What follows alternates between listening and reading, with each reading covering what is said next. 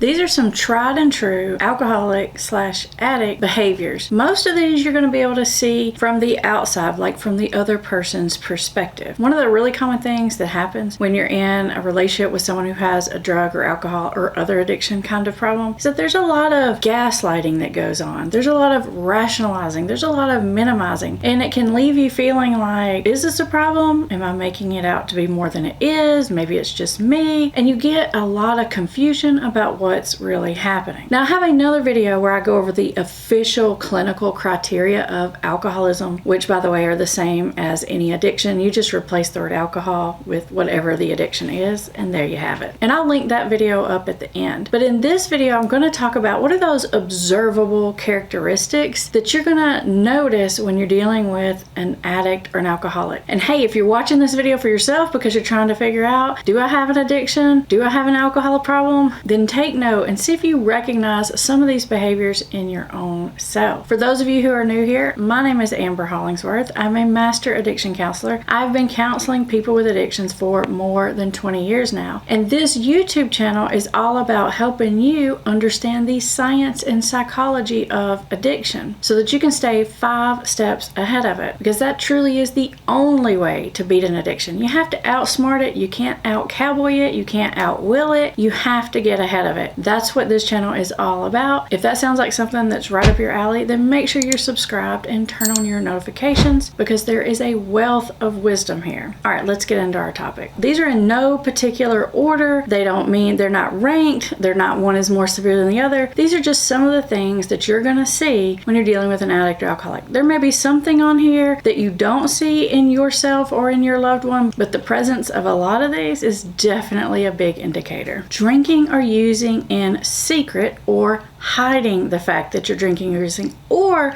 hiding how much you're drinking or using. Now, not all people who have addictions hide all of their use. Maybe their partner or even their parent or their friends, they know they drink or use or engage in whatever behavior, but they probably don't know to what extent it is happening. But a lot of times that drinking in front of you is sort of like the show drinking, or kind of like I'm trying to present to you that I'm drinking in a certain way when behind the scenes I'm drinking another way. Sometimes people in social situations will go to a certain limit, but will do a lot more behind the scenes, or they'll have hidden drinking or using before the event and after the event. But you're probably definitely not getting the full picture of what's going on here. Another really common behavior that you're going to notice when you're dealing with someone who has an addiction is that they go MIA, as in missing in action. They are long periods of time that are really unaccounted for. Maybe they say, hey, I'm going to run to the store, I'll be right back, but they were gone for 3 hours and you were like, where are you? Where were you? And they'll make up some kind of story that doesn't really make a lot of sense to you. They'll have a reason. Other times, if you're dealing with someone who has an addiction to drugs, they may be gone or MIA for days at a time on these benders. And most of the time, they don't answer their phone. Or if they do answer their phone, they'll say, I'm on my way home, I'll be there in 10 minutes. And then it's 2 hours later and they're still not there. Another big one you're going to see is that they neglect their responsibilities. Maybe not all their responsibilities, but there's definitely things falling through the cracks. Now that could be at work or at home or even at school, but you can definitely tell they're not able to juggle all their responsibilities and daily life activities the way that they used to. Things are usually progressively more and more and more falling through the cracks. Or maybe they're attempting to do their responsibilities, but they're attempting to do it while intoxicated. You can especially see this when it comes to things like childcare, or they're going to work intoxicated, or driving their car intoxicated. Even if it's something like a gambling addiction, which you may not think of as like, well, they're not intoxicated. Maybe they're supposed to be taking care of the kids, but they're on their phone trying to get a bet in, or analyzing scores, or arranging deals. They're definitely distracted. They're definitely not all the way engaged in their responsibilities. One of the things that you might notice that's pretty confusing a lot of times to family members is that it seems like they're fine 1 minute and then they're not fine the next minute. You see this specifically when you're looking at a substance addiction, drugs or alcohol. It's like maybe they had one beer and they seemed totally fine, and then 30 minutes later it's like they were like falling down drunk, or it's like, where did this come from? Or they're stumbling around, or they're incoherent, or it's just like totally off. And it's like, how can that happen from just one beer? Or they were just gone for 5 minutes. And that's because of the use that is happening behind the scenes. Like I said before, even if you see them drinking or using a little bit, there's probably more that's going on behind the scenes. And this happens especially because people are sneaking, which means, like, for example, if they're drinking, they're going to have to like consume a lot really really fast while your head's turned, or, during that run to pick up the pizza or whatever it was. And in your mind, it's like, what in the world happened here? Another really common behavior you're going to see is that they're going to make promises to either slow down or stop their use. And maybe they hold to their promises for like a short period of time, but it's like they always fall back. You may notice that they engage in irresponsible or impulsive behaviors, possibly even illegal behaviors. Maybe they have the kids or the family in the car when they're actually running to meet a drug dealer to pick up some drugs. It's really hard to have a discussion with them about it because they're going to either outright deny it or rationalize it or minimize it or make you think you're crazy for bringing it up. Another thing you'll notice, and this is actually one of the official clinical criteria, is that they drink or use or gamble or whatever it is more than was intended. One of the things that happen when people are struggling with an addiction issue is they really are usually trying to get it more under control or make it more manageable. So they make these little deals with themselves. They promise they're only going to do X, Y, or Z. They're only going to place, they're not going to gamble more than X amount of money. End up getting caught up in the moment and they go way past the limit they set for themselves. And pretty much like universal sign is that they get defensive when you bring up the topic at all. Maybe they shut down, maybe they start a fight, maybe they blame you, maybe they like redirect the conversation by bringing up something that you did, but you can tell that there is a defensiveness around this topic. And even if your person's more passive, they just avoid the topic at all cost. Another sign or symptom that you're going to see is that it seems like they don't get over past hurts. It's like they're holding grudges and resentments and frustrations. And these resentments just build and build and build and build, and they can be almost like very, very preoccupied with them. Maybe it's something that happened to them in childhood. Maybe it's something that's going on at work. Maybe it's something that you said or did 3 years ago, and they keep bringing it up. Because they're in an addicted state, they're not resolving issues. Especially if the addiction is some kind of substance, a lot of times those substances, when they're intoxicated, they'll relive it and reimagine it and rehash it and almost like re-traumatize themselves with it. And they'll bring it up over and over and over again. You may notice that they have sleep problems. It's like their sleeping is all off. Either sleeping too much or sleeping not enough. And this really varies depending on what the addiction is, but it's not regular or consistent. You may notice that they're irritable and maybe they even act worse when they're not engaging in the addictive behavior. And that's because they're probably in some level of withdrawal. In your mind, it's like, actually, I enjoy them better when they are intoxicated or they are doing that, because otherwise they're not very pleasant to be around. You may notice that they start to socially isolate themselves or pull back from other activities and hobbies and interests or social events that they used to would have attended. Sometimes this is because they don't want to drink or use or get intoxicated in front of other people because they don't want others to see the extent to which the problem is happening. And then again, other times it's just because they want to drink or use or do whatever it is they do to the full extent, and they don't want to have to minimize it or keep it under control. So they want to be alone so that they can